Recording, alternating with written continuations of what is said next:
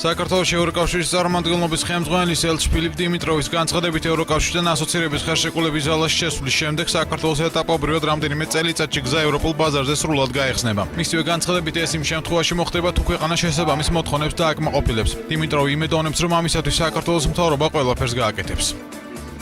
როდესაც ეს შეთანხმება ძალაში შევა, საქართველოს ეტაპობრივად რამდენიმე წელიწადში გზა ევროპულ ბაზარზე სრულად გაიხსნება. ეს კი იმ შემთხვევაში მოხდება თუ ქვეყანა შესაბამის მოთხოვნებს დააკმაყოფილებს. ჯერა რომ საქართველოს მთავრობა ამისთვის ყველაფერს გააკეთებს. შედეგად მიიღებთ კაპიტალის, საქონლის თავისუფალ მოძრაობას. თუ ამავდროულად საქართველოს სავიზო რეჟიმის ლიბერალიზაციასაც მიაღწევს, ეს კიდევ ერთი პოზიტიური მოვლენა იქნება. ქვეყანა ამით გადაადგილების თავისუფლებას მიიღებს. ეს ყველაფერი კი მნიშვნელოვან პოზიტიურ გავლენას მოახდენს საქართველოს ეკონომიკაზე. შედეგს თითოეული მოქალაქე იგრძნობს. ვილნიუსის სამიტზე ხდება შეთანხმების პარაფირება და დოკუმენტის საბოლოო ხელმოწერამდე მხოლოდ წევრი სახელმწიფოების თანხმობა რჩება.